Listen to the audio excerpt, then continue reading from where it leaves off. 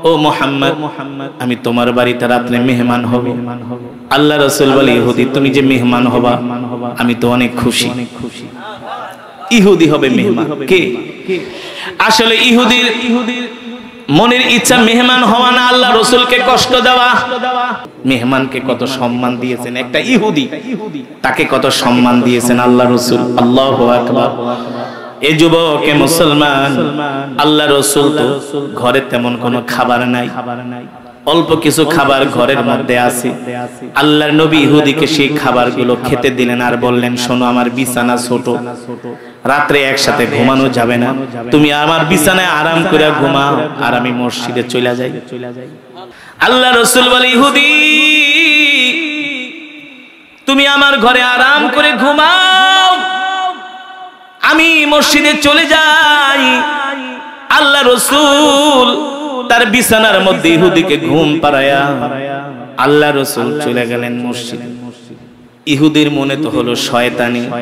দেখেন আল্লাহ রাসূল চলে গেছে মসজিদে, এই জায়গায় ইহুদি রাত গভীরে উঠাকে মুহাম্মদ আসলে তো আমি তোমার মেহমান হইতে আসি নাই, আসছি তোমাকে কষ্ট দিতে। ইহুদি কি করলেন? আল্লাহ রাসূল বিছানার মধ্যে মলত্যাগ করে দিলেন। মলত্যাগ বোঝেন তো? যা করার তাই করার, বিছনাটাকে নষ্ট করা।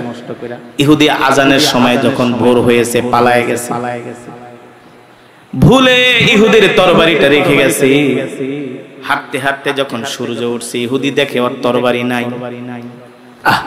দামি তরবারি, শখের তরবারি মুহাম্মাদের বাড়িতে রেখে আসছে। এখন যদি তরবারি নিতে আসে আল্লাহ রাসূলের কাছে ধরা খাবে কি খাবে না? খাইলে কি ওরে কি সাইজ করব না করব না? এটা তো ওর মনের ধারণা যে আল্লাহ রাসূলকে সাইজ করবে, কিন্তু রাসূল তো প্রতিশোধ, রাসূল তো ক্ষমা করে দিবে। কথা বুঝতে পারতেছেন? রাসূল তো তাকে ক্ষমা করে দিবে, ঠিক কি না বলো? কারণ তিনি তো হলেন ওয়ামা আরসালনাকা ইল্লা রাহমাতাল লিল আলামিন। আল্লাহু আকবার। আল্লাহ রাসূল তো হলেন রাহমাতুল লিল, দয়ার সাগর, মায়ার সাগর। আল্লাহর নবী রাহমাতুল লিল আলামিন, প্রতিশোধ নেন না। ইহুদি মনে মনে ভাবে এখন যদি মুহাম্মদ আমারে ধরে তাহলে তো সাইজ করব, কি করা যায়? তরবারির মায়াও ইহুদি ছাড়তে পারে না। মনে মনে ভাবে যা হয় হবে, তরবারি নিতে জামুই, যদি মুহাম্মদ মারে মেরে ফেলে তরবারি ছাড়া যাবে না। ইহুদি টিপ টিপ করে হেঁটে হেঁটে আল্লাহ রাসূলের বাড়ির দিকে আসতেছে। দূর থেকে আল্লাহ নবী ইহুদিকে দেখতেছেন, ইহুদি আসতেছে। মনে মনে ইহুদি ভয় পাইতেছে। আর এই দিকে যে বিছনা নষ্ট করে ফেলাইছে আল্লাহ রাসূল আয়েশাকে, আহারে আমার মেহমানের না রাতে কত কষ্ট হইছে, এই কারণে আমার বিছনার নষ্ট করে দিছে। আসলে তে কষ্ট হয় নাই, ইচ্ছা করে কাজ করেছে, ঠিক কিনা বলুন? আল্লাহর নবী ইহুদির জন্য আফসোস করতেছে। ইহুদি তো ভয়ে কম্পন, তার অন্তরের ভিতরে ভয়ে কম্পন সৃষ্টি হয়ে গেছে। মুহাম্মদ আমাকে ধরতে পারলে সাইজ করবে, মুহাম্মদ আমাকে আস্থা রাখবে না।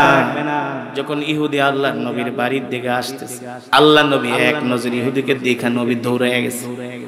রাহমাতুল লিল আলামিন দৌড়ায় যা বলে, এ মেহমান ক্ষমা কইরা দিও, মনে হয় রাত্রবেলা তোমার অনেক কষ্ট হয়েছে, এই কারণে তুমি আমার বিছনাটা নষ্ট করে দিছো।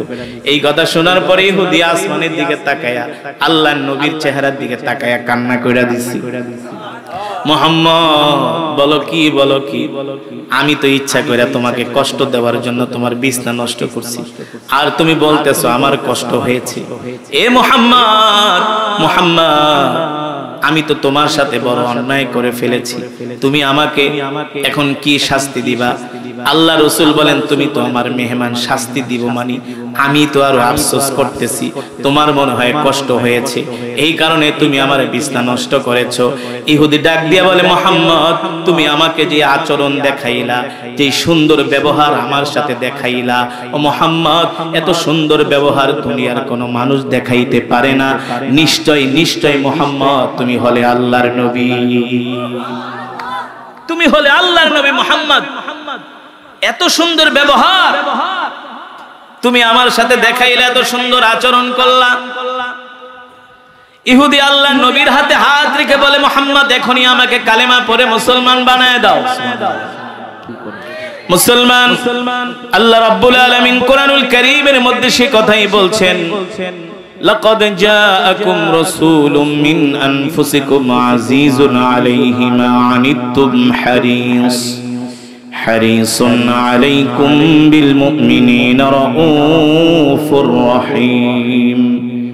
فإن تولوا فقل حسبي الله لا إله إلا هو عليه توكلت وهو رب العرش العظيم الله أكبر। আল্লাহ রাব্বুল আলামিন বলেন, এ দুনিয়ার মানুষ, আমি আল্লাহ তোমাদের মধ্য থেকে তোমাদের জন্য এমন একজন নবী পাঠিয়েছি, যে নবী কিনা তার জীবনের চেয়ে তোমাদেরকে ভালোবাসে। আমাদের নবী আমাদেরকে তার জীবনের চেয়ে ভালোবাসে কি বাসে না? শুধু জীবনের চেয়ে না রে যুবক, আমার নবী তার পরিবারের চেয়েও আমাদেরকে ভালোবাসে। শুধু পরিবারের চেয়ে না রে যুবক, আমার নবী তার ফাতেমার চেয়েও ভালোবাসে। শুধু ফাতেমার চেয়ে না রে যুবক, তার প্রিয় চাচা আব্বাসের চেয়েও আমাদেরকে ভালোবাসে। আল্লাহু আকবার। তাহলে বলতে পারেন হুজুর কিভাবে ভালোবাসে? উদাহরণ দিব কথা কেনা? উদাহরণের দরকার আছে কি আছে না? প্রমাণের দরকার আছে কি আছে না? আল্লাহর নবীকে মক্কার কাফেরেরা পাথর মেরে রক্তাক্ত করেছিলেন তায়েফের ময়দানে। 1 কিলোমিটার 2 কিলোমিটার না, 5 কিলোমিটার রাস্তা আমার নবীকে দৌড়িয়েছে। আর মক্কার কাফেরেরা তায়েফবাসীরা পাথর মেরে আমার নবীকে রক্তাক্ত করেছে। নাউজুবিল্লাহ। যেই নবীর শরীর মোবারক থেকে তারা রক্ত ঝরিয়েছে, আল্লাহর নবীর পবিত্র রক্ত জমিনে পড়েছে, ঠিক কিনা বলুন? নবীজির রক্ত পবিত্র রক্ত, সেই রক্ত পর্যন্ত কাফেররা ঝরিয়েছে।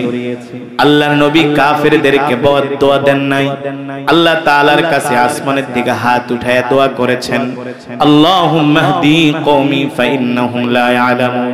আল্লাহ, আমার কওমরা আমাকে চেনে না, বোঝে না, এই কারণে তারা আমাকে পাথর মেরে রক্তাক্ত করেছে। এই কারণে আল্লাহ আপনি তাদেরকে ধ্বংস করে দিয়েন না। আল্লাহ যদি তাদেরকে ধ্বংস করে দেন, তারা কালেমা পড়ে মুসলমান হয় নাই, কিন্তু তাদের প্রজন্ম কালেমা পড়ে মুসলমান হতে পারে, ঠিক কিনা বলুন? যদি আপনি হেদায়েত দেন, ওই দিন যদি আল্লাহ রাব্বুল আলামিন রাসূলের দোয়া, রাসূল যদি বদদোয়া দিতেন, আর সেই দোয়া তো সাথে সাথে কবুল হয়ে যেত, যদি সাথে সাথে কবুল হয়ে যেত, আজকে মক্কার জমিনে কোনো মুসলমান খুঁজে পাওয়া যেত না। চাইতো? জোরে বলুন। মক্কার জমিনে মুসলমান খুঁজে পাওয়া যেত না। যেমন উদাহরণ, রাসূলের সবচেয়ে বড় শত্রু ছিলেন মিস্টার আবু জেহেল, ঠিক কিনা বলুন? কে কে? আরো জোরে বলুন কে? আল্লাহর নবীর সবচেয়ে বড় দুশমন ছিলেন আবু জেহেল। আল্লাহ তাআলা যদি মক্কার কাফেরদেরকে আল্লাহর নবী বদদোয়া দিতেন, আর সেই দোয়া যদি কবুল হয়ে যেত, আবু জেহেল ধ্বংস হয়ে যেত। আবু জেহেল যদি ধ্বংস হয়ে যেত, আবু জেহেলের ছেলের নাম ছিল ইকরামা ইবনে আবি জেহেল। কে? নাম কি? ওয়াজ মুখস্থ রাখতে হবে। আবু জেহেলের ছেলের নাম কি? ইকরামা ইবনে আবু জেহেল। ইকরামা ইবনে আবি জেহেল কিন্তু কালেমা পড়ে মুসলমান হয়েছিলেন। সুবহানাল্লাহ। আর আস্তে কোন সুবহানাল্লাহ। যদি আল্লাহ রাসূল বদদোয়া দিতেন, আবু জেহেলের বংশশুদ্ধ ধ্বংস হয়ে যেত, তায়েফবাসী ধ্বংস হয়ে যেত। আল্লাহর নবীকে এমন কোন কষ্ট নাই আবু জেহেল দেয় নাই, ঠিক কিনা বলেন? কিন্তু কোনদিন আল্লাহর নবী তাদেরকে বদদোয়া দেন নাই। আল্লাহর নবী যখন মক্কা থেকে মদিনা থেকে যখন মক্কা বিজয় করেন, আবু জেহেলের ছেলে ইকরামা আল্লাহ রাসূলের ভয়ে পালায়া চলে গেছে সমুদ্রের পারে, দেশ ছেড়ে চলে যাবে।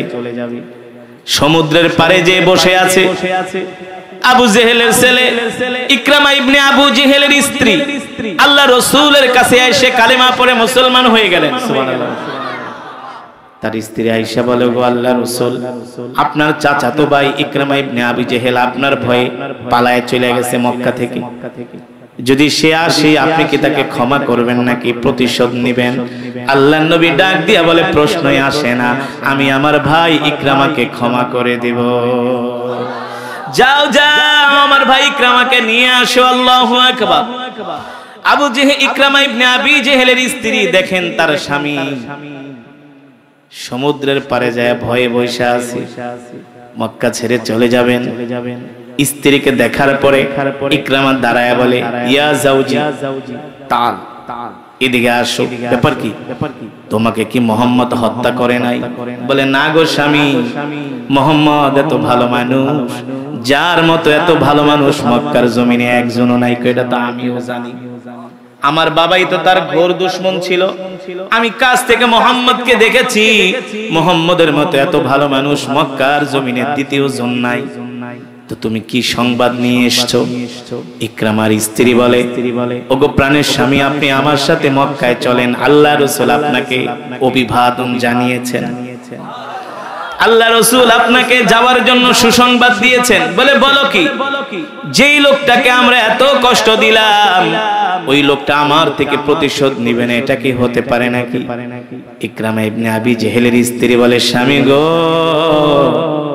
আল্লাহর পয়গম্বর মুহাম্মদ সাল্লাল্লাহু আলাইহি সাল্লাম প্রতিশোধ নেন না, তিনি ক্ষমা করে দেন। এই যুবক, এমন নবীর উম্মত আমরা যিনি কোনোদিন প্রতিশোধ নেয় নাই, ঠিক কিনা বলে? আর আমরা তার উম্মত হইয়া আমরাও প্রতিশোধ নেই না। 2 দিন পর পর বিশ্ব রোড বন্ধ হইয়া যায়, 2 দিন পর পর বিবারিয়ার বিশ্ব রোড বন্ধ হইয়া যায়। আমরা গাড়ি নিয়ে যাই, জিজ্ঞেস করি, ভাই কি হইছে? বেশি কিছু না, 2 জন শেষ। কেন? কই বিবারিয়ার মানুষ 2 গ্রুপে মারামারি লাগছে। কথা কয় না? প্রতিশোধ নেয় কি নেয় না? এক মুসলমান আর এক মুসলমানের থেকে প্রতিশোধ নিতে পারে না, তাকে ক্ষমা করবে, ঠিক কিনা বলুন? ক্রিকেট খেলা হয় সেই আর্জেন্টিনা, ব্রাজিল, জার্মানি, আর মারামারি হয় নবীনগরে, না? তাও কি গোল গোল মারামারি করে, মেসি আর রোনাল্ডোরে নিয়ে মারামারি করে 2 জন শেষ। এবারে মেসি রোনাল্ডো কি তোর দাদা লাগে নাকি না তোর নানা লাগে? মেসি আর রোনাল্ডো তুই মারামারি কেন করবি? কেন করবি? আমরা বিশ্ব নবীর উম্মত, আমরা কোনোদিন প্রতিশোধ নিতে পারি না, আমরা ক্ষমা করব, এটা হলো নবীর আদর্শ, ঠিক কিনা বলুন? এ যুবক, আজকে এই পৃথিবীতে মারামারি, কাটাকাটি, হানাহানি, হিংসা, বিদ্বেষ এর একটা মাত্র কারণ হলো আল্লাহ রাসূলের আদর্শ আমাদের মাঝে নাই, আল্লাহ রাসূলের চরিত্র আমাদের মাঝে নাই, আল্লাহ রাসূলের আখলাক আমাদের মাঝে নাই। আজকে নবীকে পর্যন্ত গালি দেয়, আমরা মুসলমান চুপ করে থাকি না? যদি রাসূলের আদর্শ আমাদের মাঝে থাকতো, যদি রাসূলের প্রেম ভালোবাসা আমাদের মাঝে থাকতো, দেখুন কেমন করে আবু জেহেলের ছেলে ইকরামার রাসূলের প্রতি ভালোবাসা কেমন বাড়ছে। ইকরামাকে নিয়ে আসছে তার স্ত্রী, ইকরামা ভয়ে থরথর করে কাঁপতেছে। মনে আছে নাকি ইকরামার কথা? মনে আছে? ইকরামা থরথর করে কাঁপতেছে। হায় রে, বাবার সাথে থাইকা এমন কোন দুশমনি নাই আমরা মুহাম্মদের সাথে করি নাই। আজকে মনে হয় মুহাম্মদ আমাদেরকে সাইজ করবে। বলেন নাউজুবিল্লাহ। 1 পাও আগায় 2 পাও পিছায় ইকরামা যেতে চায় না আল্লাহ রাসূলের সামনে। ইকরামা ভেবেছিল মুহাম্মদের দরবারে গেলে তো তার সৈন্যবাহিনীরা আমাকে শেষ করে দিবে। যখন ইকরামা ইবনে আবি জেহেল আল্লাহ রাসূলের ঘরে ঢুকলেন, আল্লাহ নবী ডাক দিয়া বলে, ইকরামা আসো আসো, তোমার জন্য আমি আমার হৃদয়টা খুলে দিলাম। আল্লাহ রাসূল ইকরামা ইবনে আবু জেহেলকে জড়ায়া ধরলেন। সুবহানাল্লাহ। আল্লাহ রাসূল এমন করে ইকরামা ইবনে আবু জেহেলকে আদর করতে লাগলেন। আমার ভাই ভুল বুঝতে পেরেছে না, বাপের সাথে থেকে আমার সাথে দুশমনি করছে। ভাই রে, তুমি আমাকে এত কষ্ট দিছো, আজকে তোমার প্রতি আমার কোনো অভিযোগ নাই, অনুরাগ নাই, প্রতিশোধ নাই, আমি তোমাকে আল্লাহর জন্য ক্ষমা করে দিলাম। আল্লাহু আকবার। এই কথা শোনার পরে ইকরামা ইবনে আবি জেহেলের চোখ দিয়ে ঝরঝর করে পানি পড়তেছে। ইকরামা ইবনে আবি জেহেল তার হাত আল্লাহ রাসূলের দিকে বাড়ায় দিছে। ও মুহাম্মদ, আপনি চাইলে আমাকে হত্যা করতে পারতেন, প্রতিশোধ নিতে পারতেন, ঠিক কিনা বলুন? আজকে আপনি আমাকে যে ক্ষমার নজির দৃষ্টান্ত স্থাপন করেছেন, পৃথিবীর জমিনে কোন রাজা বাদশা কোন মানুষ এমন করে ক্ষমা করে না। নিশ্চিত আপনি দুনিয়ার কোন সাধারণ মানুষ না, আপনি হলেন নবী। সুবহানাল্লাহ। আরে রাসূলের ইশক নাই কেন? ইশক থাকতে হবে, ভালোবাসা থাকতে হবে না? মুহাম্মদ, আপনি আজকে আমার সাথে যে আচরণ করেছেন এটা পৃথিবীর কোনো মানুষ করতে পারে না, নিশ্চয় আপনি নবী। জোরে বলেন কি? নিশ্চয় আপনি নবী। নবী ছাড়া এত সুন্দর আখলাক কারো হতে পারে না। আল্লাহু আকবার। ইকরামা ইবনে আবি জেহেল আল্লাহ রাসূলের দিকে হাত বাড়ায় দিয়েছেন। আল্লাহর নবী ইকরামা ইবনে আবি জেহেলকে বুকে টেনে নিলেন। ইকরামা ইবনে আবি জেহেল হাত বাড়ায় বলে, ভাই রে, আর ছাইরা দিয়েন না, আর ছেড়ে দিয়েন না, মৃত্যু পর্যন্ত আপনার সাথে থাকতে চাই, জান্নাতেও আপনার সাথে থাকতে চাই। এই কথা বলার সাথে সাথে আল্লাহর পয়গম্বর তাকে কালেমা পড়ায়া মুসলমান বানায় দিলে। কালেমা পড়ায়া মুসলমান হয়ে গেল ইকরামা ইবনে আবি জেহেল। এখন তো আর কাফের নাই, এখন হলো মুসলমান। কয় না, এখন কি? আরো জোরে বলেন, এখন কি? ইমানের পাওয়ার বাইরে গেছে ইকরামা। সারাদিন মসজিদে বসে শুধু কোরআন পড়ে। কি পড়ে? সারাদিন মসজিদে বসে শুধু কোরআন পড়ে। আর সাথীরা জিজ্ঞেস করে, ইকরামা তোমার স্বপ্ন কি? বলে, স্বপ্ন জিহাদের ময়দানে শহীদ হওয়া। কখন জিহাদ শুরু হবে, কখন যুদ্ধ শুরু হবে, আল্লাহর জমিনে আল্লাহর দ্বীন কায়েম করার জন্য জিহাদের ময়দানে যাবি। আল্লাহু আকবার। আল্লাহ রাসূলের সাথে ইকরামা ইবনে আবি জেহেল জিহাদের ময়দানে গেলেন। তরবারি নিয়া, ডাল নিয়া কাফেরদের ভিড়ের মধ্যে ঢুকে যায়। সাথীরা ডাক দিয়া বলে, ইকরামা এত বেপরোয়া হইও না, এত বেপরোয়া হইও না, আস্তে আস্তে। ইকরামা ডাক দিয়া বলে, দোস্ত রে, তোমরা তো আগে আগে কালেমা পড়ে মুসলমান হয়েছো, কত জিহাদের ময়দানে শরীক হইছো, আমি তো শরীক হইতে পারি নাই। এটা হলো আমার প্রথম যুদ্ধের ময়দান, আমাকে থামায়ও না, আমাকে থামায়ও না। এতদিন পর্যন্ত আল্লাহ রাসূলের বিরুদ্ধে যতই বিরুদ্ধাচরণ করেছি, আজকে তোমরা আমাকে তার প্রায়শ্চিত্ত করতে দাও, কাফারা আদায় করতে দাও। আল্লাহু আকবার। মুসলমান, আল্লাহ রাসূল যদি ওই দিন ইকরামার থেকে প্রতিশোধ নিতেন তাহলে দেশ মুসলমান হতেন, তাহলে সে মুসলমান হতেন না। এই কারণে আল্লাহ রাসূল বলে, উম্মত, মানুষের থেকে প্রতিশোধ নিও না, ক্ষমা কইরা দাও। এই কথাটা বেশি বেশি বিবারিয়া মানুষের বোঝা দরকার। ঠুনকো জিনিস নিয়ে মারামারি লাগে, মারামারি লাগলে এক দুইজন খতম হয়ে যায় সাথে সাথে, ঠিক কিনা বলুন? না না না, এটা রাসূলের আদর্শ হতে পারে না, চরিত্র হতে পারে না, ঠিক কিনা বলুন? আল্লাহ রাব্বুল আলামিন আল্লাহ রাসূলকে এমন চরিত্র দিয়ে দুনিয়াতে পাঠিয়েছেন, আল্লাহর নবী কোনদিন কোন মানুষকে কষ্ট দেন নাই, ঠিক কিনা বলুন? কোন মানুষকে, কোন মুসলমানকে তো দূরের কথা, আল্লাহ রাসূলের 63 বছর জিন্দেগিতে কোন কাফের বলতে পারবে না আল্লাহ রাসূলের কোন আচরণে কষ্ট পেয়েছে, ঠিক না? সিবাবুল মুসলিমি ফুসুকুন ওয়া কিতালুহু কুফরুন ওয়া কিতালুহু কুফরুন। কোন মুসলমানকে গালি দেওয়া ফাসিকি, আর কোন মুসলমানকে হত্যা করা কুফরি। আজকে আমরা কথায় কথায় মুসলমানকে গালি দেই, দেই না? পাড়া প্রতিবেশীকে গালি দেই, চাচাতো ভাই চাচাতো ভাইকে গালি দেই, ফুফাতো ভাই ফুফাতো ভাইকে গালি দেই, এক প্রতিবেশী আর এক প্রতিবেশীকে গালি দেই, বলি আমার সীমানায় আসলে তো ঠ্যাং পিড়ায় ভাঙ্গা ফেলামু, বলি কি বলি না? আল্লাহ রাসূল বলে, উম্মত, না না না, তুমি 5 ওয়াক্ত নামাজ পড়তে পারো, রোজা করতে পারো, যদি তোমার আচরণ সুন্দর না হয়, আল্লাহ রাসূল বলছেন, তাহলে তুমি আমার উম্মত না। আগে ব্যবহার সুন্দর করতে হবে, না? আচার আচরণ ঠিক করতে হবে, সুন্দর করতে হবে, এমন ব্যবহার, এমন আখলাক গঠন করতে হবে, মানুষের সাথে এমন করে আমরা আচরণ করব, এমন ভাবে ব্যবহার করব, যাতে আমরা মারা গেলে আমাদের কথা মানুষ মনে করে, 2 ফোঁটা চোখের পানি ফেলে দোয়া করে, ঠিক কিনা বলুন? এই কারণে আল্লাহ রাসূল বলেছেন, আমার উম্মতের আখলাক হবে, চরিত্র হবে কেমন আখলাক? আমার উম্মত আগে আগে মানুষকে সালাম দিবে, কি করবে?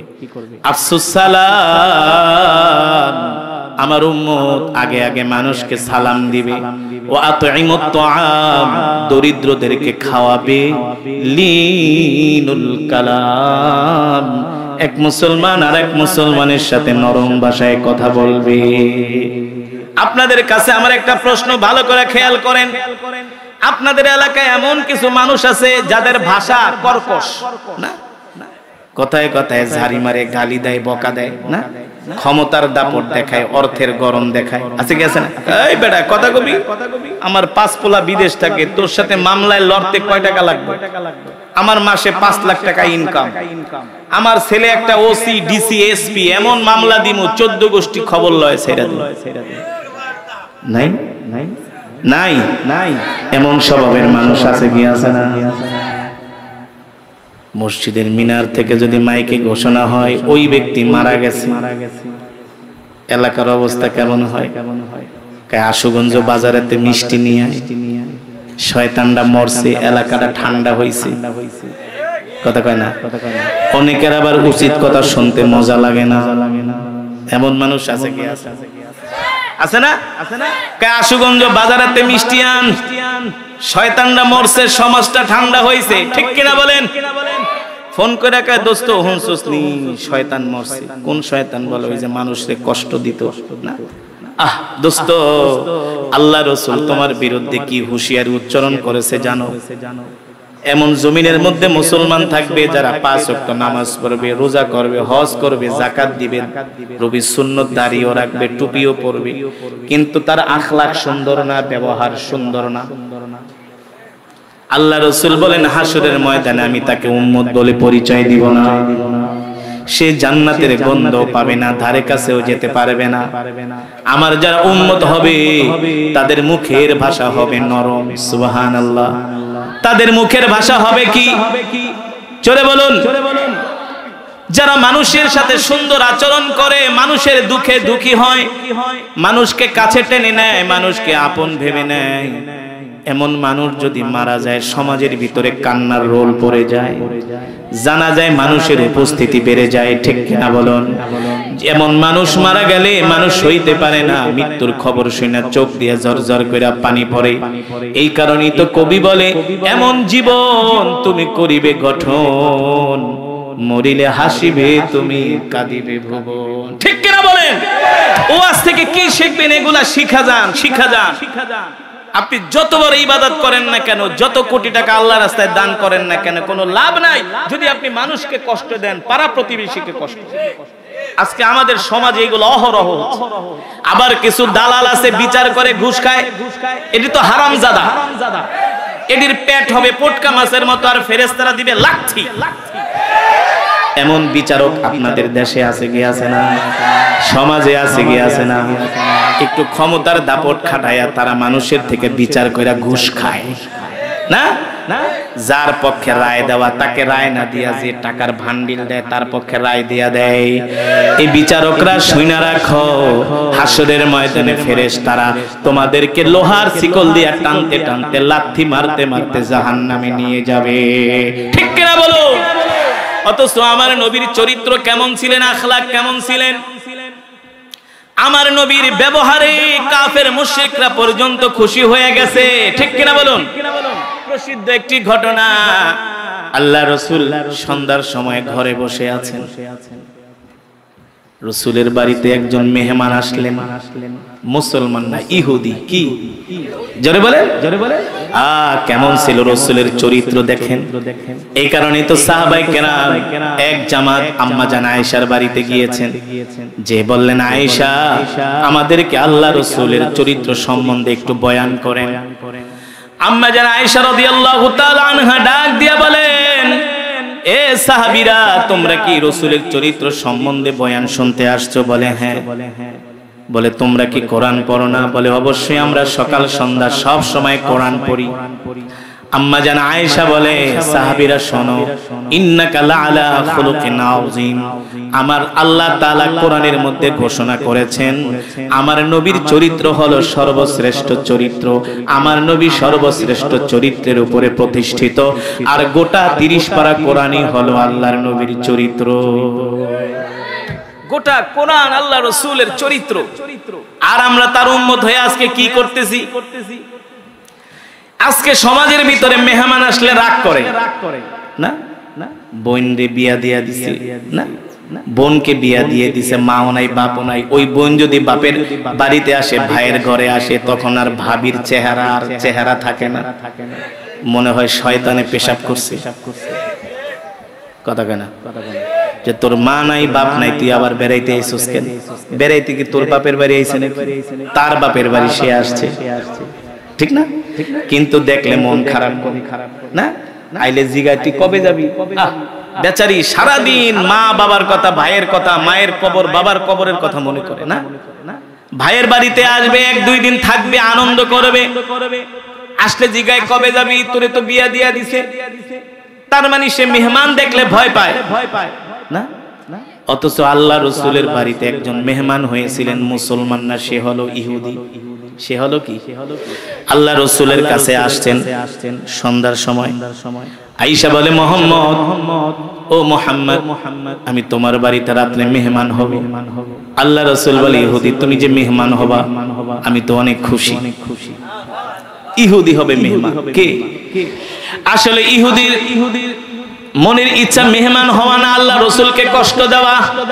এ যুবক ভালো করে শুনে রাখো, আজকে তুমি তোমার বোনকে বিয়ে দিয়ে দিয়েছো, তোমার বাড়িতে আসলে তুমি রাগ করো, তোমার দূরবর্তী আত্মীয় আসলে রাগ করো, তোমার আত্মীয় স্বজন আসলে তুমি বোঝা মনে করো। অথচ আল্লাহ রাসূলের বাড়িতে একজন ইহুদি আসছে। আয়েশা বলে, মুহাম্মদ, আমি তোমার বাড়িতে মেহমান হব। আল্লাহ রাসূল বলে, ইহুদিরে তুমি আমার বাড়িতে মেহমান হবা, এটা তো আমার জন্য অনেক বড় সৌভাগ্য। মেহমানকে কত সম্মান দিয়েছেন একটা ইহুদি, তাকে কত সম্মান দিয়েছেন আল্লাহ রাসূল। আল্লাহু আকবার। এই যুবকে মুসলমান, আল্লাহ রাসূল তো ঘরে তেমন কোনো খাবার নাই, অল্প কিছু খাবার ঘরের মধ্যে আছে।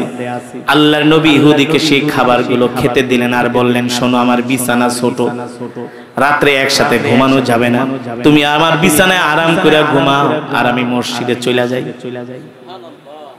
আর আমরা হইলে কইতাম, মরে নিয়া বারান্দার ভিতরে ঘুম পাড়ায় দি না। আল্লাহ রাসূল বলে, ইহুদি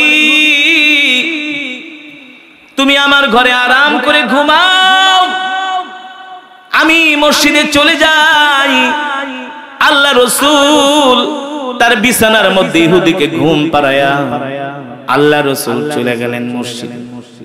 ইহুদির মনে তো হলো শয়তানি। এখানে একটা উদাহরণ, একটা বিষয় শিখেন। আমাদের দেশে কিছু গরম সুন্নি আছে যারা বলে রাসূল গায়েব জানে, আছে না? দেখবেন এই ঈদে মিলাদুন নবী আসলে ওদের উৎপাত বাইরা যায়, জশ্নে জুলুস করে।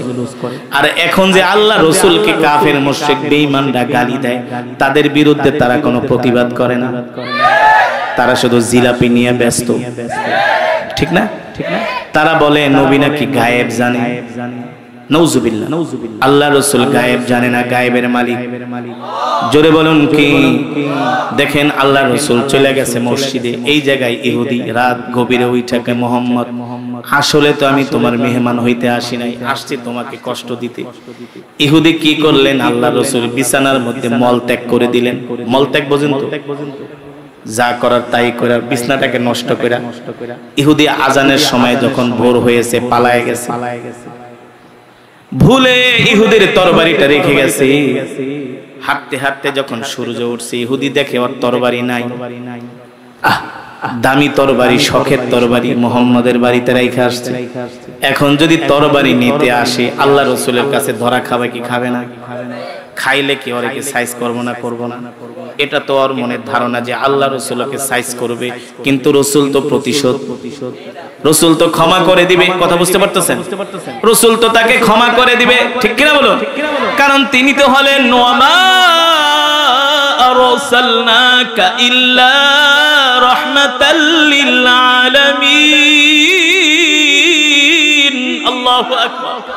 আল্লাহ রাসূল তো হলেন রাহমাতুল লিল, দয়ার সাগর, মায়ার সাগর। আল্লাহর নবী রাহমাতুল লিল আলামিন, প্রতিশোধ নেন না। ইহুদি মনে মনে ভাবে, এখন যদি মুহাম্মদ আমারে ধরে তাইলে তো সাইজ করব, কি করা যায়? তরবারির মায়াও ইহুদি ছাড়তে পারে না। মনে মনে ভাবে, যা হয় হবে, তরবারি নিতে জামুই, যদি মুহাম্মদ মারে মেরে ফেলে, তরবারি ছাড়া যাবে না। ইহুদি টিপ টিপ করে হেঁটে হেঁটে আল্লাহ রাসূলের বাড়ির দিকে আসতেছে। দূর থেকে আল্লাহর নবী ইহুদিকে দেখতেছেন, ইহুদি আসতেছে, মনে মনে ইহুদি ভয় পাইতেছে। আর এই দিকে যে বিছনা নষ্ট করে ফেলাইছে, আল্লাহ রাসূল আয়েশাকে, আহারে আমার মেহমানের না রাতে কত কষ্ট হইছে, এই কারণে আমার বিছনার নষ্ট করে দিছে। আসলেতে কষ্ট হয় নাই, ইচ্ছা করে কাজ করেছে, ঠিক কিনা বলুন? আল্লাহর নবী ইহুদির জন্য আফসোস করতেছে। ইহুদি তো ভয়ে কম্পন, তার অন্তরের ভিতরে ভয়ে কম্পন সৃষ্টি হয়ে গেছে। মুহাম্মদ আমাকে ধরতে পারলে সাইজ করবে, মুহাম্মদ আমাকে আস্থা রাখবে না। যখন ইহুদি আল্লাহর নবীর বাড়ির দিকে আসতেছে, আল্লাহর নবী এক নজর ইহুদিকে দেখা নবী দৌড়ায় গেছে। রাহমাতুল লিল আলামিন দৌড়ায় যা বলে, হে মেহমান, ক্ষমা কইরা দিও, মনে হয় রাত্রবেলা তোমার অনেক কষ্ট হয়েছে, এই কারণে তুমি আমার বিছনাটা নষ্ট করে দিছো। এই কথা শোনার পরে ইহুদি আসমানের দিকে তাকায়া আল্লাহর নবীর চেহারার দিকে তাকায়া কান্না কইরা দিছি। মুহাম্মদ বলো কি, বলো কি, আমি তো ইচ্ছা করে তোমাকে কষ্ট দেওয়ার জন্য তোমার বিছনা নষ্ট করছি, আর তুমি বলতেছো আমার কষ্ট হয়েছে। এ মুহাম্মদ, মুহাম্মদ, আমি তো তোমার সাথে বড় অন্যায় করে ফেলেছি, তুমি আমাকে এখন কি শাস্তি দিবা? আল্লাহ রাসূল বলেন, তুমি তো আমার মেহমান, শাস্তি দিব মানে আমি তো আরো আফসোস করতেছি, তোমার মনে হয় কষ্ট হয়েছে, এই কারণে তুমি আমার বিছনা নষ্ট করেছো। ইহুদি ডাক দিয়া বলে, মুহাম্মদ, তুমি আমাকে যে আচরণ দেখাইলা, যে সুন্দর ব্যবহার আমার সাথে দেখাইলা, ও মুহাম্মদ, এত সুন্দর ব্যবহার দুনিয়ার কোনো মানুষ দেখাইতে পারে না। নিশ্চয় নিশ্চয় মুহাম্মদ, তুমি হলে আল্লাহর নবী, তুমি হলে আল্লাহর নবী মুহাম্মদ। এত সুন্দর ব্যবহার তুমি আমার সাথে দেখাইলে, এত সুন্দর আচরণ করলা। ইহুদি আল্লাহর নবীর হাতে হাত রেখে বলে, মুহাম্মদ, এখনই আমাকে কালেমা পড়ে মুসলমান বানায় দাও। ও দোস্ত, ও বন্ধু, আজকে আমরা মানুষের সাথে ঝগড়াঝাটি হলে আমরা খারাপ আচরণ করি না? খারাপ আচরণ করব না। মানুষকে আমরা ভালোবাসবো কার জন্য? আপনার যত বড় শত্রু হোক, আল্লাহর নবী বললে, উম্মত, তুমি সালাম দাও। একদিন, দুই দিন, তিন দিন সালাম দেওয়ার পরে আপনার ঘোর শত্রু আপনার বন্ধুতে পরিণত হবে। আপনার যত বড় শত্রু হোক, আপনি শুধু একদিন, দুই দিন, তিন দিন সালাম দেন, দেখবেন আপনার সবচেয়ে বড় শত্রু আপনার কাছের বন্ধু হয়ে যাবে। এটা টাকা দিয়া, পয়সা দিয়া, ক্ষমতা দিয়া পারবেন না, একমাত্র রাসূলের আখলাক, রাসূলের সুন্নাহ দিয়া পারবেন, ঠিক কিনা বলুন? এই কারণে মুসলমান, আজকের মাহফিল থেকে আমরা কি শিক্ষা নিব? দরকার আছে না? কিছু শিখে যাওয়ার তো দরকার আছে, মাহফিল থেকে একটা মেসেজ নেওয়ার তো দরকার আছে, ঠিক কিনা বলুন? আজকের মাহফিল থেকে আপনি শিক্ষা নেবেন, আপনার জীবন পরিবর্তন হয়ে যাবে। আজ থেকে কোনো রাগ করবেন না, শুধু মানুষকে ক্ষমা করবেন, ঠিক কিনা বলেন? রাসূলের একজন সাহাবী, অনেক দূর থেকে একজন বেদুইন সাহাবী আল্লাহ রাসূলের দরবারে আসছে। আয়েশা বলে, মুহাম্মদ, ওগো আল্লাহর পয়গম্বর, আপনি আমাকে কিছু নসিহত করেন। আল্লাহ রাসূল বললেন, ইসবির লা তাগদাব, শোনো, আমি তোমাকে দুইটা নসিহত করলাম, বিপদে আপদে ধৈর্য ধরবা, আর মানুষের উপরে রাগ করবা না, ঠিক কিনা বলুন? এই কারণে আল্লাহ রাসূলের দুইটা নসিহত শোনার পরে ওই গ্রাম্য সাহাবী বলে, এত দূর থেকে আমি আপনার কাছে বয়ান শুনতে আসলাম, আপনি মাত্র আমাকে দুইটা নসিহত করলেন। আল্লাহ রাসূল বলে, ও সাহাবী, শোনো, আমি যেই দুইটা নসিহত তোমাকে করেছি, এই দুইটা নসিহত যদি তুমি তোমার জীবনে বাস্তবায়ন করতে পারো, আল্লাহ তাআলা তোমার জন্য জান্নাত রেডি করে রাখবে। শুধু দুইটা আমল তুমি করবা, তাহলে তুমি হবা পৃথিবীর সবচেয়ে ভালো মানুষ। সুবহানাল্লাহ। মানুষের কাছেও ভালো, আসমানের মালিক, জমিনের মালিকের কাছেও। বিপদে আপদে ধৈর্য ধরবা, আর রাগ করবা না। আমাদেরকে মানুষ যতই কষ্ট দেখ, আমরা রাগ করব না। আমরা শুধু কি করব? আপনার প্রতিবেশী আপনাকে কষ্ট দেয়, প্রতিশোধ নিবেন না, ক্ষমা করে দিবেন। আপনার ভাই আপনাকে কষ্ট দেয়, প্রতিশোধ নিবেন না, কি করবেন? ক্ষমা করবেন। কার জন্য? আল্লাহ তাআলার জন্য ক্ষমা করে দিবেন। আপনার আত্মীয় স্বজন আপনাকে কষ্ট দেয়, প্রতিশোধ নিবেন না, ক্ষমা করবেন। কার জন্য? আল্লাহ তাআলার জন্য। পারবো তো ইনশাআল্লাহ? তাহলে আজকের মাহফিল থেকে আমরা এটাই প্রতিজ্ঞা করব, আজ থেকে আমরা কোনো প্রতিশোধ নিব না। না মনে মনে কইতাছেন হুজুর, আমনের ওয়াজ আপনি করেন, আমার কাম আমি করব না। আমরা কোনো প্রতিশোধ নিব না। আমরা কার জন্য ক্ষমা করব? আমরা যদি আল্লাহ তাআলার জন্য কোনো মুসলমানকে ক্ষমা করে দিই, আল্লাহ তাআলা বলে হাসরের ময়দানে আমিও তোমাকে ক্ষমা করে দিব। আপনি যদি এখন মানুষকে ক্ষমা করেন, আল্লাহ তাআলা হাসরের ময়দানও আপনাকে ক্ষমা করবে। আপনি যদি এখন মানুষের প্রতি কঠোর হন, আল্লাহ তাআলাও হাসরের ময়দানে আপনার প্রতি কঠোর হবে। কি হবে? কঠোর হবে। এই কারণে আজকের মাহফিল থেকে আমরা শিক্ষা গ্রহণ করব। আমরা কোনো মারামারি, কাটাকাটি, হানাহানি করব, কোনো মানুষকে আমরা কষ্ট দিব, কোন মুসলমানকে আমরা কষ্ট দিব, আমার দ্বারা আমার ভাই কষ্ট পাবে না, আমার দ্বারা আমার বোন কষ্ট পাবে না, আমার দ্বারা আমার পাড়া প্রতিবেশী কষ্ট পাবে না, ঠিক কিনা বলুন? আমার দ্বারা আমার কোনো আত্মীয় স্বজন কষ্ট পাবে না, আমার দ্বারা আমার কোনো মা বাবা কষ্ট পাবে না। এমনও সমাজের মধ্যে যুবক আছে যারা মা বাবাকে কষ্ট দেয়, আছে কি আছে না? এই যুবক তুমি বলতে পারো, হুজুর আমার মা তো আমার উপর জুলুম করছে। তোমার মা তোমার উপর জুলুম করুক যুবক, তুমি তোমার মায়ের উপরে রাগ করো না, ঠিক কিনা বলো? তোমার উপর আর কতটা জুলুম করছে? তোমার মা তোমাকে 10 মাস 10 দিন গর্ভে ধারণ করছে। তোমাকে যখন জন্ম দিছে, তুমি যখন তোমার মায়ের কলিজার ভিতরে লাথি মারছো, তোমার মা অজ্ঞান হয়ে গেছে, ঠিক কিনা বলেন? তোমার উপর যতই জুলুম করুক, ওই যে এক লাথি মেরে মাকে বেহুশ করেছো, 100 কোটি জুলুমও যদি তোমার উপরে করে, তুমি যদি মাকে কষ্ট দাও, বাবাকে কষ্ট দাও, মা বাবার উপর রাগ করো, তাহলে তুমি ওই কষ্টের ঋণ কোনোদিন শোধ করতে পারবা না। এই কারণে মানুষের জীবন পরিবর্তন হওয়ার জন্য লম্বা ওয়াজ দরকার নাই। আজকের মাহফিল থেকে আমরা 2টা শিক্ষা গ্রহণ করব। 1 নম্বরে কোরআন অনুযায়ী চলবো, রাসূলের সুন্নাহ অনুযায়ী চলবো। আমরা মানুষকে কষ্ট, আর 5 ওয়াক্ত সালাত, 5 ওয়াক্ত নামাজ আমরা জামাতের সাথে আদায় করব ইনশাআল্লাহ। রাজি আছেন ইনশাআল্লাহ? 5 ওয়াক্ত নামাজ আমরা জামাতের সাথে আদায় করব। যারা নামাজ পড়ে না, দেখবেন ওদের ব্যবহার হইল আবু জেহেলের ব্যবহার। আবু জেহেলের ব্যবহার এই দুনিয়াতে জাহান্নামী কারা, ওদের চিহ্নিত করা যায়। যারা জান্নাতি হবে তাদের ব্যবহার হবে নরম, তাদের ব্যবহার হবে আবু বকরের ব্যবহার না। যারা জান্নাতি হবে তারা হবে দুর্বল, জীর্ণ শীর্ণ। গালি দিলেও প্রতিবাদ করে না, আছে না কিছু মানুষ?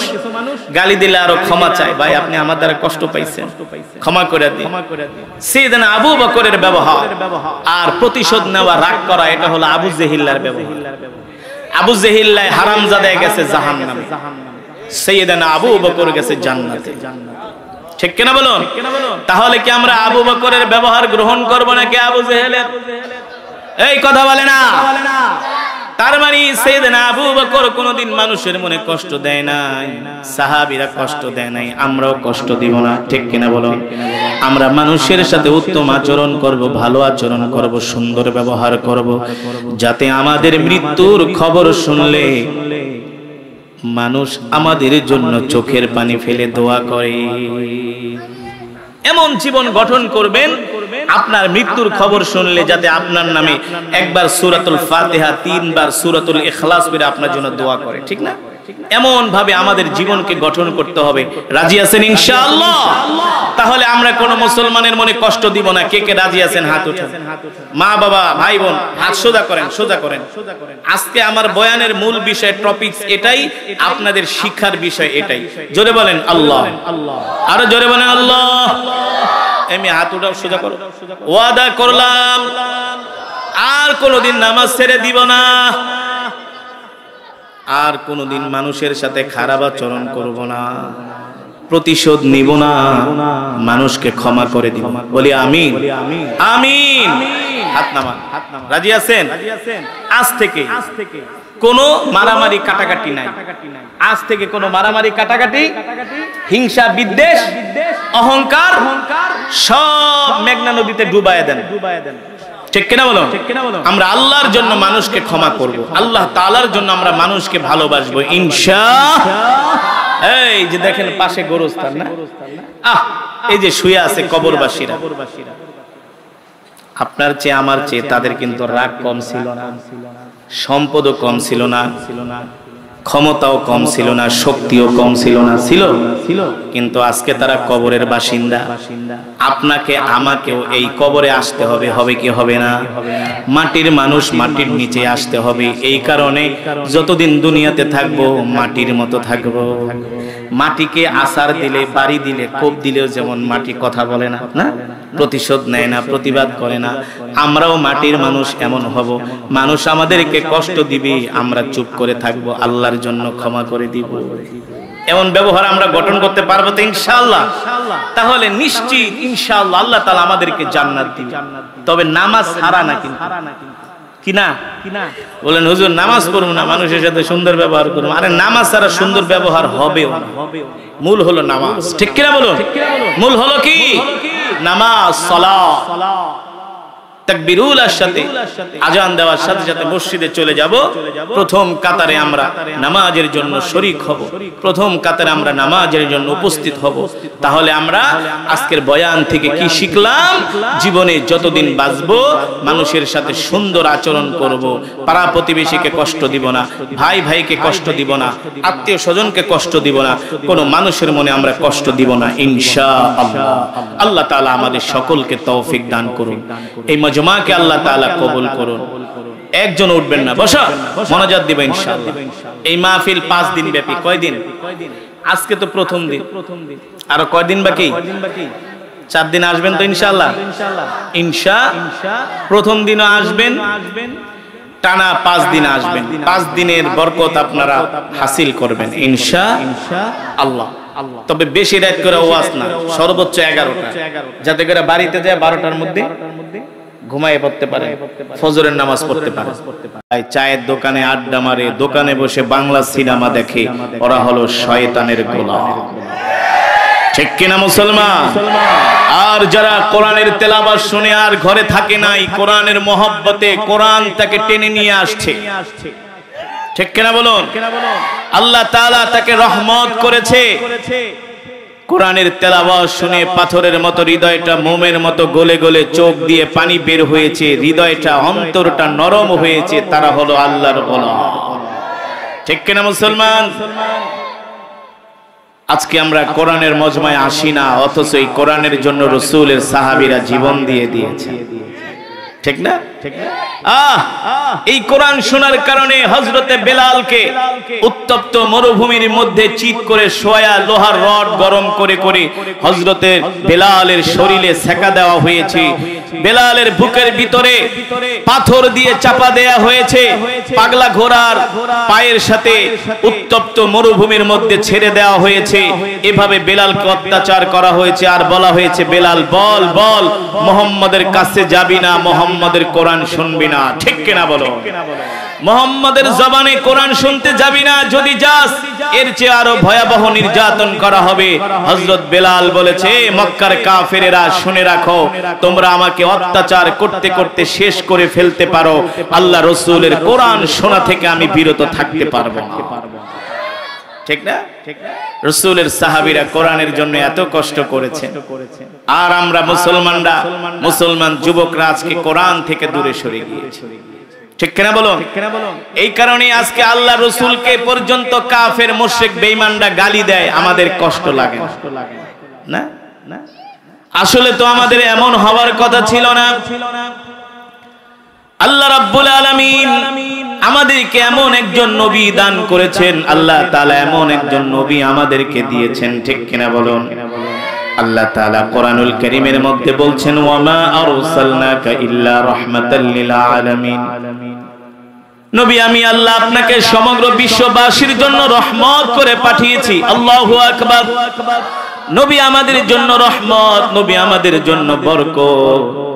যে নবীর উপরে আল্লাহ তাআলা কোরআন নাজিল করেছেন, এই কোরআনের জন্য স্বয়ং বিশ্ব নবী জিহাদের ময়দানে রক্ত দিয়েছেন, উহুদের ময়দানে দান দান মোবারক শহীদ করেছেন, ঠিক কিনা বলুন? ওয়াজ কি চলবে? কথা কয় না? কতক্ষণ? কতক্ষণ? কোনো প্রয়োজন নেই, সারা রাত, মাত্র 20-30 মিনিট আমরা ধৈর্য ধরে বসতে পারবো তো ইনশাআল্লাহ? রাজি আছেন? কে কে মোনাজাত না দিয়া চলে যাবেন? হাত উঠান। মাশাআল্লাহ। বিবারিয়ার মানুষ আসলে তো বিবারিয়া না, এটা হলো শহীদ বাড়িয়া, ঠিক কিনা? নাস্তিক মুরতাদ বেঈমানরা যতই বাড়াবাড়ি করো কোনো লাভ নাই।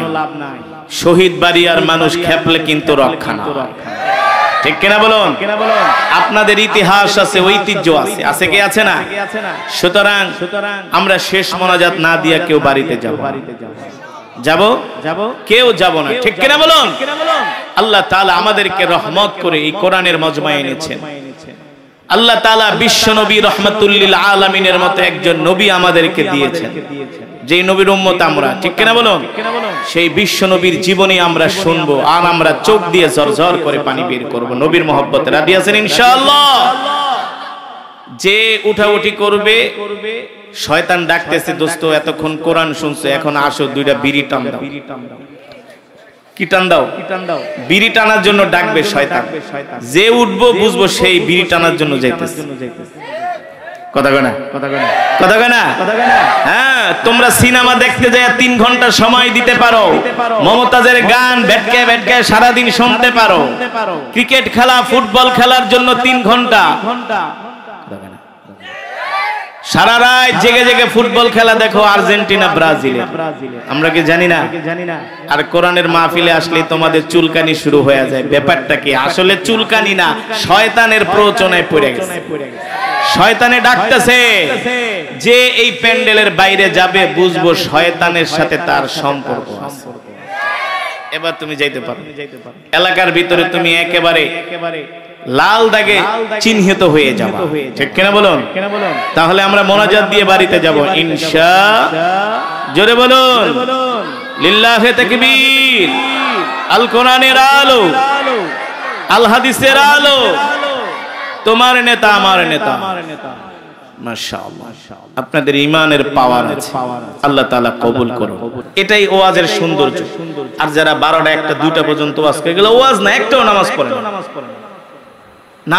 ওয়াজ করা উচিতই আসরের পর থেকে সর্বোচ্চ এশা, এটা হলো টাইম। বেশিতে বেশি 10টা, জুলুম 11টা, এর উপরে ওয়াজ করা আমাদের আহলে ইলম উলামায়ে কেরাম কখনো সাপোর্ট করে। সারা রাত ওয়াজ শুনে আর 3টা বাজে যায় জনমের ঘুম দেয়, ঠিক কিনা বলুন? এমন ওয়াজ চাই না। ওয়াজ শুনবেন, বাড়িতে যাবেন, ভাত খেতে গিয়ে তো 1 ঘন্টা লাগে না? ঘুমাইতে 1 ঘন্টা লাগে না? খাইতে ঘুমাইতে বাড়িতে যেতে, হ্যাঁ চেষ্টা করবেন 11টা, সর্বোচ্চ 11:30টার ভিতরে বয়ান শেষ করতে। 11টাই ভালো, যাতে করে আগে যায় শুয়া নামাজ পড়তে পারেন, তাহাজ্জুদ পড়তে পারেন।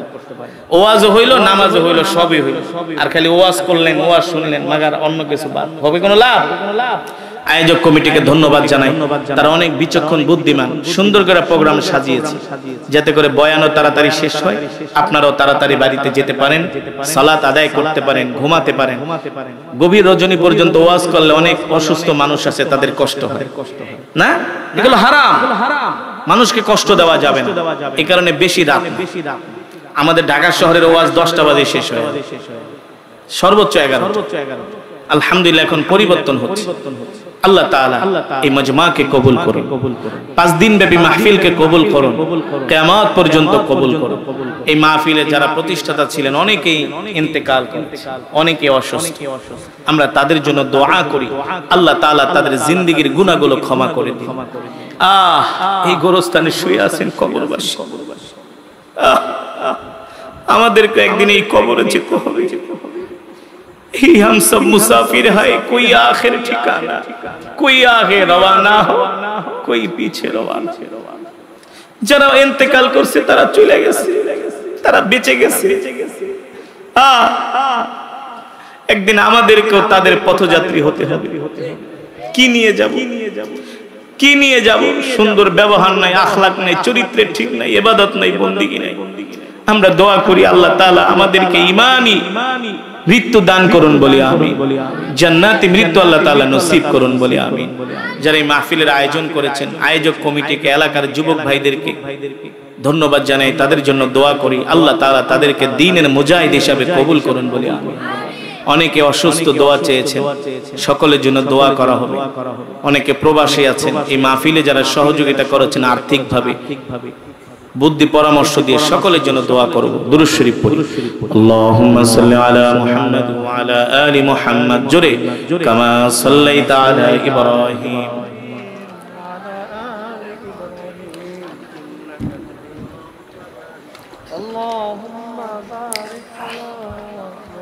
اللهم بارك على محمد وعلى آل محمد كما باركت على إبراهيم وعلى آل إبراهيم إنك حميد مجيد سبحان الله وبحمده سبحان الله العظيم